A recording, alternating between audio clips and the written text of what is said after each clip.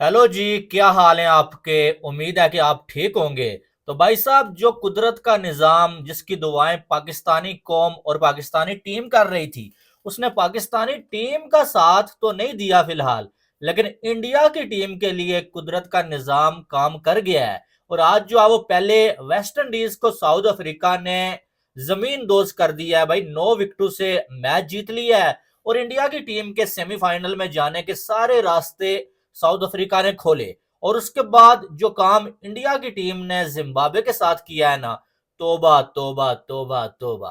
पहले अभिषेक शर्मा और संजू सैमसन, और उसके बाद तिलक वर्मा और साथ में हार्दिक पांड्या ने आज बॉलर्स के ऊपर जो कहर ढाया है ना भाई, यानी कि मजा आ गया बैटिंग देख के। इसको बोलते हैं खौफनाक किस्म की बैटिंग।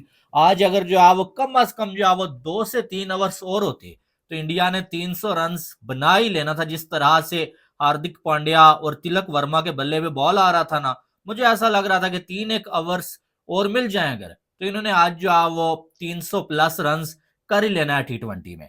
लेकिन आज के मैच की अगर बात करें तो इंडिया ने पहले बैटिंग की है भाई, और जिम्बाब्वे ने इंडिया को पहले बैटिंग दी है। अब अगर देखा जाए तो उसमें जो है वो बड़ी जो है वो आप कह सकते हैं कि शातिर किस्म की चाल चली है आज इंडिया की मैनेजमेंट ने।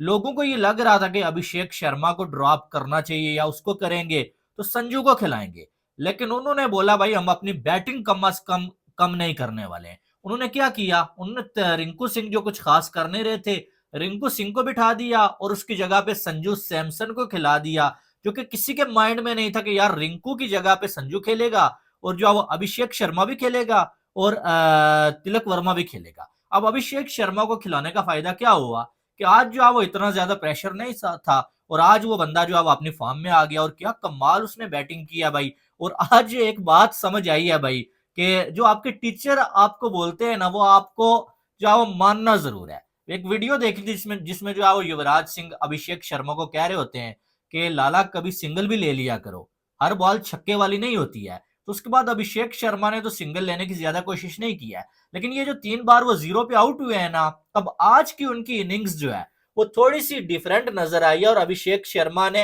अच्छे बॉल को रिस्पेक्ट भी दी है और इज्जत के साथ सिंगल डबल भी लिए हैं भाई, सीधे आने वाले बॉल को भी खेला है। और जो बॉल जो मारने वाला था उसे तो अभिषेक शर्मा ने बख्शा नहीं है। और आज अगर देखा जाए 30 बॉलों पे 55 रन और जो 4 चौके 4 छक्के, 183 का स्ट्राइक रेट, तो आप ये कह सकते हैं कि अभिषेक शर्मा इज बैक।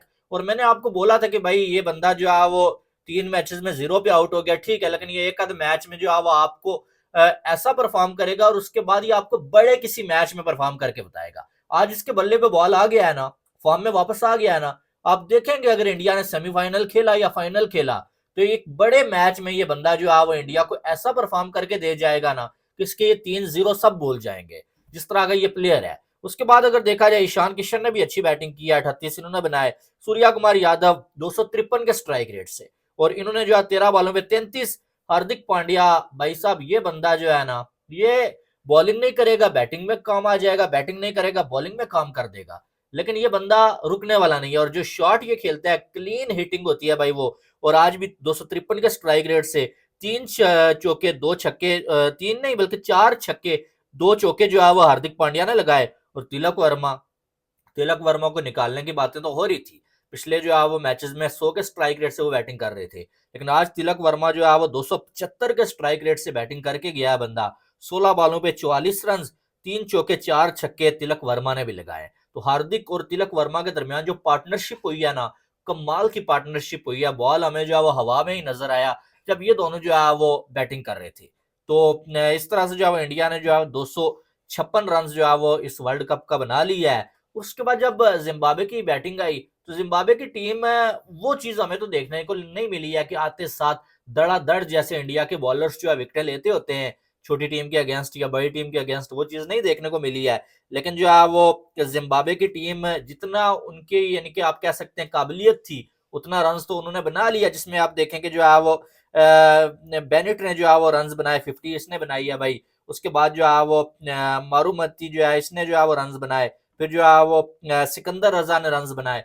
लेकिन बात वही है कि जिम्बाब्वे जैसी जो टीम है ना, जाहिर है उनकी जितनी काबिलियत है वो जो है वो कर लेते हैं। हाँ, वो पहले बैटिंग करें, अगर थोड़ा रन लगा दें 160-70, तो वापस जो है वो बॉलिंग में वो जो है वो किसी टीम को पकड़ सकते हैं, लेकिन सामने इंडिया जैसी बैटिंग हो जो 8 नंबर तक बैटिंग हो भाई, तो फिर जब बॉलिंग की बारी आए तो इस टीम में बुमराह, अर्शदीप सिंह, फिर जो है वो वरुण चक्रवर्ती, ये जो है वो बॉलर अक्षर पटेल हो, जिन्होंने आज जो है आते साथ पहले दूसरे बॉल पे जो है विकेट ले लिया था अक्षर पटेल ने, तो उसके सामने टीम के सामने जो है वो 200 क्या 170 चेस करना मुश्किल होता है, तो ये तो 256 था। ये तो जब इंडिया की टीम की बैटिंग खत्म हुई थी तो हमें ये यकीन हो गया था कि ये मैच जो है वो इंडिया ने ही जीतना है भाई, यहाँ से जो है वो जिम्बाब्वे ये मैच नहीं जीत पाएगा। तो जिम्बाब्वे जो है वो लगभग वर्ल्ड कप से बाहर हो गया है।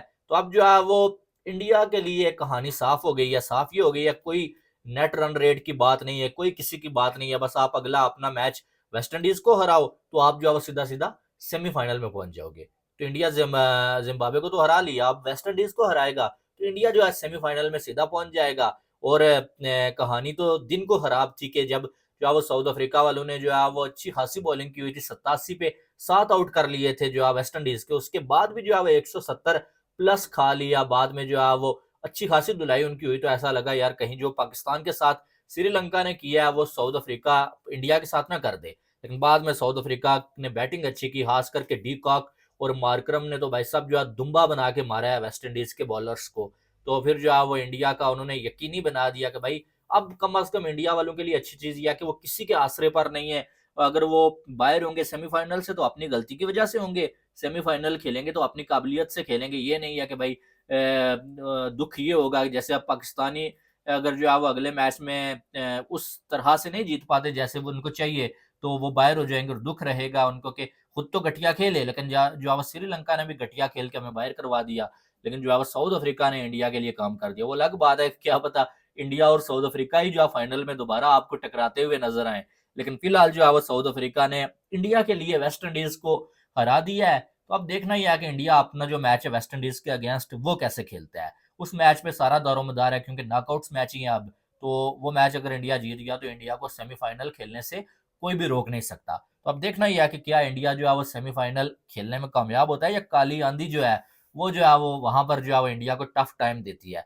बहरहाल आज की जो जीत है वो जो है वो इंडिया की कमाल की जीत है और एक वन साइडेड जीत है, और ऐसी अपने से इतनी छोटी टीम के अगेंस्ट ऐसी ही जीत होनी चाहिए जैसी इंडिया ने हासिल की है। क्योंकि हम तो देखते हैं कि बहुत सारी टीमें होती हैं कि छोटी टीम के अगेंस्ट भी रेंगती हुई जीतती हैं, मुश्किल से जीतती हैं या हार जाती हैं, लेकिन आप जो है वो इतना 200 जो है वो 56 रन बना लें तो ये जो है वो दूसरी टीम के लिए चेज करना तो मुश्किल है ना, इस तक सोचना भी जो है वो मुश्किल लगता रहता है कभी कभी, और आज जिम्बाब्वे के लिए यही लग रहा था।